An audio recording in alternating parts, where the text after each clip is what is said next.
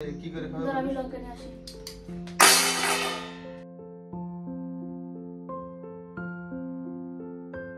নমস্কার আমার প্রিয় বন্ধুরা, আশা করছি তোমরা যে যেখান থেকে আমার এই ভিডিওটি দেখছো সবাই খুব ভালো আছো, সুস্থ আছো। আর আমিও তোমাদের সকলের ভালোবাসাতে বেশ ভালো আছি। আমি সাথী আমার ছোট্ট চ্যানেলে সকল বন্ধুদেরকে অনেক অনেক স্বাগত আর আমার বুক ভরা ভালোবাসা জানিয়ে আজকের ব্লগটি শুরু করলাম। তো বন্ধুরা, প্রত্যেক দিনের মতনই আজকের ব্লগটি তোমাদের খুব ভালো লাগবে, তোমরা স্কিপ না করে দেখতে থাকো। আর যে সকল নতুন বন্ধুরা এখনো পর্যন্ত আমার চ্যানেলটি সাবস্ক্রাইব করোনি, তোমরা আমার চ্যানেলটি সাবস্ক্রাইব করে নিয়ে আমার পাশে থেকো। কালকে রাতের বেলা দই পেতেছিলাম, দই জমে গেছে, তো এখন নিয়ে ফ্রিজের মধ্যে রেখে দিচ্ছি। ঠান্ডা ঠান্ডা দই খেতে তো ভীষণ ভালো লাগে। সবে মাত্র ঘুম থেকে উঠে ফ্রেশ হয়ে সোজা চলে এসেছি রান্নাঘরে, বাসি কাজকর্ম সারবো।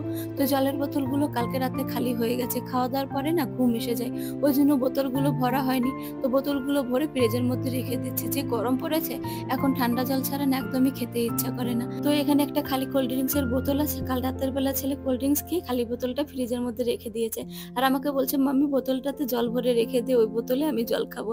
কোনো কিছু ফেলতে চায় না আমার বাবা। তো এখানে আমি ডিমের অমলেট করছি, রাতের বেলার ভাত ছিল, বরকে খেতে দেবো, অফিসে যাবে তো তার জন্য।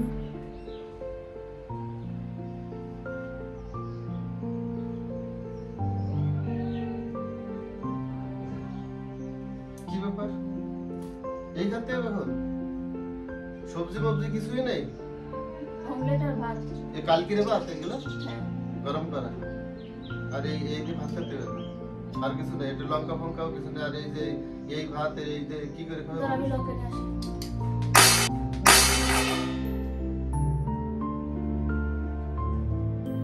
সকাল সকাল শুরু হয়ে গেছে ওনার অত্যাচার, একেবারে অমানুষের মতন ব্যবহার করে আমার সঙ্গে।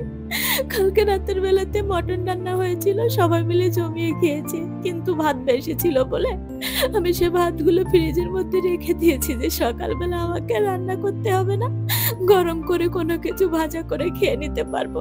সকালবেলা ঝোলে ঝালে খেয়ে খায়, কোনো মতে কটা ভাত খেলে তো হয়েই গেল। এরকম যদি আমার সাথে ব্যবহার করতে থাকে আমি কি করে পারবো ওনার সঙ্গে।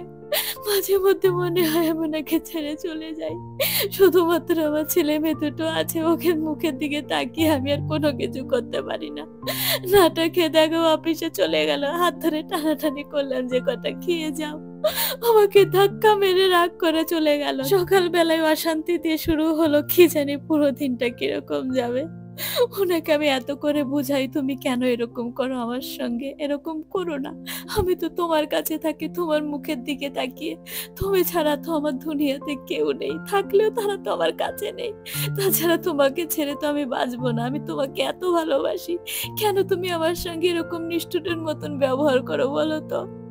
কোনো কোনো সময় দেখি আমার সঙ্গে ভীষণ ভালো ব্যবহার করে, বলে আমি কেন এরকম করি আমি নিজেই জানি না, আবার হুটহাট করে ওরকম করে।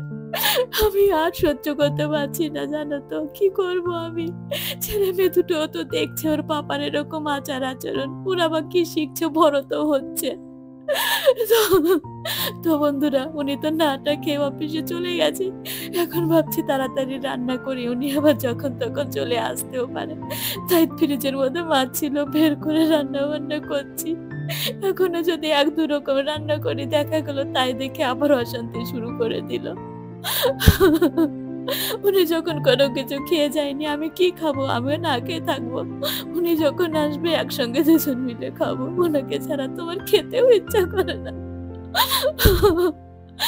তো দেখো বন্ধুরা, এখানে তাড়াতাড়ি করে রান্না বান্না করে নিয়েছি।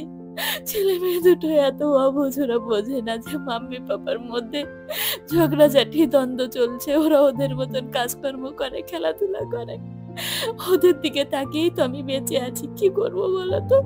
দেখো কত কিছু রান্না করেছি, এখন 2:30 মতন বাজে, উনি এখনো বাড়িতে এলো না। ছেলে মেয়ে দুটো কি না খেয়ে রাখবো, তাই ওদেরকে দুজনকে খেতে দিয়ে দিচ্ছি আর আমি ওয়েট করে রাখলাম দেখি উনি কখন আসে।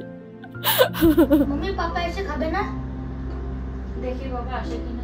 আমার ছেলে আবার মাম্মি পাপা যদি না খায় না, ও খেতে চায় না, খাচ্ছে আর শুধু জিজ্ঞাসা করছে, মাম্মি তুমি খাবে না, পাপা কখন আসবে। খাচ্ছে আর আমার মুখে তুলে দিচ্ছে, শুধু বলছে, মাম্মি তোমার মন খারাপ কেন? ওরকম মন খারাপ করো না, পাপা আসলে পাপাকে বুঝিয়ে বলবো তোমার সাথে যেন এরকম না করে। কি করবো বন্ধুরা, আমার বর যদি এরকম করতে থাকে, দিনের পর দিন এরকম অশান্তি করে আমার সঙ্গে, বোধহয় আমার বেশি দিন সংসার করা হবে না। তারপর দেখা যাক ভগবান কি করে, সব তো ভগবানের হাতে। এখনো পর্যন্ত এলো না উনি অফিস থেকে, এমন রাগ করেছে। আমি যদি জানতাম ওনার সামনে আমি ডিম ভাজা দিয়ে ভাত দিতাম না, সকালবেলায় উঠে মাছ মাংস রান্না করে ওনাকে আমি খাওয়াতাম।